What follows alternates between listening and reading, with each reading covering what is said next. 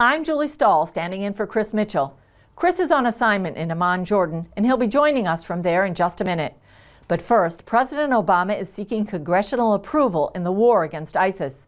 The president wants Congress to formally authorize U.S. military force against the Islamic State terrorist group. He said the goal is to wipe out the jihadi army without starting another ground war in the Middle East. And with violent groups like this, there is only one option. With our allies and partners, we are going to degrade and ultimately destroy this terrorist group.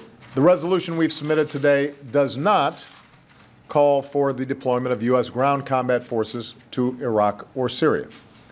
It is not the authorization of another ground war, like Afghanistan or Iraq. A U.S.-led coalition has already pounded ISIS with thousands of airstrikes in recent months, successfully driving the group from the Syrian town of Kobani. But it still holds large areas of northern Iraq and Syria, where it's committed brutal atrocities against Syrian and Iraqi army troops, as well as civilians. The latest American casualty, Kayla Muller. The group's horrific murder of a Jordanian pilot sparked global outrage, particularly in the nation of Jordan, which borders Israel. Chris Mitchell joins us now from that nation's capital.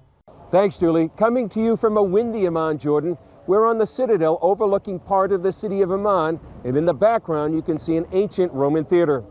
The country is still reeling after the brutal killing of Mu'adh al-Qasasbeh by ISIS. He's become a national hero, and his death a rallying cry. You don't have to go far in the capital of Jordan without seeing a poster of the man burned alive by ISIS. His horrific death changed the course of this nation. Before the murder of Mu'adh al-Qasasbeh, many Jordanians were unsure if they should be involved in the U.S.-led coalition to defeat ISIS. But after the horrific killing, public opinion shifted dramatically. In Jordan, everything has changed, and all people are more unity, and more insist and to eliminate this kind of cancer. All of us, we are feeling very sad and very bad. We are all one community, and Mu'adh was one of us. Jordanian analyst Urab al-Rantawi calls the death a turning point. Before that, the government used to have some problems to convince the Jordanian people that the war against ISIS is our war. While the public rallies around King Abdullah, Rantawi says the country's involvement against ISIS will increase, but only to a point. More airstrikes, yes. More intelligence and security operations, yes. Maybe special forces for some surgeries here and there, yes. But ground troops deployed in Syria or in Iraq in big numbers, I think it needs a different conditions. Those conditions would include other Middle East nations like Saudi Arabia and the Gulf states joining Jordan in the fight. By creating a serious military forces and deploy them in Iraq, Jordan will be part of this. But to go alone or with a few countries, I don't think Jordan will do it. Until such a coalition comes about, Jordan's air campaign continues, and according to a Jordanian general, is making progress. ISIS has lost 20% of its capabilities, and more than 7,000 of their criminal fighters have been killed. Many here still look to the U.S. for leadership. But as this man told us, in the fight against ISIS, which he calls Daesh, the U.S. is in the wrong position. The leading from behind is not good. It's no more. It's not good to be leading from behind. You must be leading from front. To lead people to finish Daesh. Leading from behind, I don't believe it's good. Being here, you get a sense of how deep the feeling is to avenge the death of Mu'adh and defeat ISIS. As world leaders discuss what to do with the Islamic State, the terror group has ambitions far beyond the land they now control. They have their sights set here on Jordan. Jordan is a major tourist destination. Each year, millions of tourists flock to famous sites like Petra. I think Petra is amazing. I think it truly is one of the wonders of the world.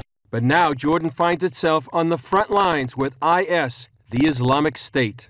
The group's aggressive moves toward Jordan's border have many worried about the future of King Abdullah and Jordan, also known as the Hashemite Kingdom. In this video, Jordanians fighting for the Islamic State in Iraq tore up their passports and pledged to slaughter the king. From their point of view, Jordan's an artificial country that has to be removed. Next stop is Israel. Looking at the map, Jordan shares a long border with both Syria and Iraq. You can also see Jordan serves as a buffer on Israel's eastern border. In the vast desert to the north, the Jordanians maintain a strong, well-armed and trained military. But Israeli analyst Jonathan Fine sees Jordan's real threat coming from the inside, not its border.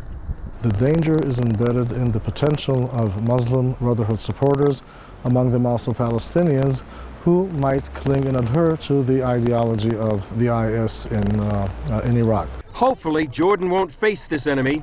It has two strong allies in the U.S. and Israel. I don't think that I'm exaggerating that both Israel and the U.S. will prevent any takeover of IS on Jordan. Because from an Israeli point of view, the Eastern Front has always been a very sensitive issue. That's why Israel feels it's vital to control the Jordan Valley on its eastern border.